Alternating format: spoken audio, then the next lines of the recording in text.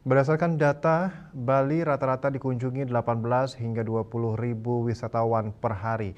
Jika tidak diatur sedemikian rupa, over-tourism di Bali dikhawatirkan bisa menimbulkan dampak negatif, baik bagi keberlangsungan adat, sosial, dan juga budaya.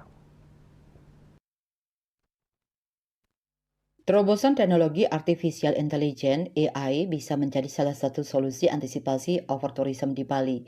Teknologi kecerdasan buatan atau AI ini mampu merekomendasikan wisatawan kapan, waktu, dan pilihan objek wisata apa yang disarankan agar terhindar dari penumpukan dan macetnya lalu lintas menuju perjalanan. Ketua Bali Tourism Board (BTB) atau Gabungan Industri Pariwisata Indonesia (GIPI Bali), Ide Bagus Partaatnyana menyebutkan teknologi AI sangat berguna ke depan bagi pariwisata karena kecepatannya memberikan data pengguna dan fleksibilitasnya. Dengan begitu, wisatawan yang berkunjung juga menikmati perjalanannya berwisata secara menyenangkan. Pihaknya saat ini memang sedang merancang suatu sistem aplikasi berbasis AI di setiap destinasi wisata di Bali.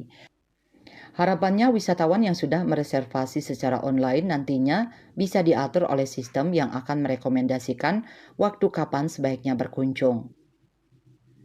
Dari sisi hotel sendiri, pemanfaatan AI bisa digunakan untuk operasional untuk membantu lebih cepat dan fleksibel dari mulai mengelola inventarisir, staf, dan pemeliharaan. Sedangkan di destinasi, wisatawan akan merasakan peningkatan pengalaman di objek wisata dengan fitur teknologi augmented reality yang nantinya bisa memberikan informasi budaya, sejarah, dan fakta tentang situs secara real time.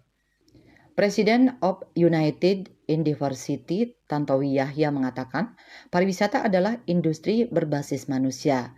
Ditanya soal rencana pengembangan Kek Kura-Kura Bali menjadi pusat AI, Tantowi mengatakan Kura-Kura Bali dibangun dalam 3 klaster yaitu learning, living, dan lifestyle.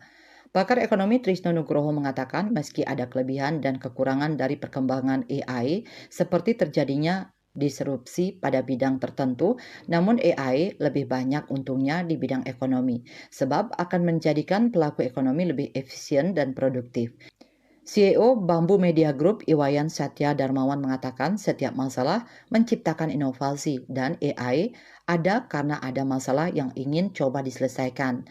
Namun dengan perkembangan AI, maka akan ada yang terdisrupsi misalnya pola-pola yang sudah dilakukan selama ini. Cita Maya Bali Pos.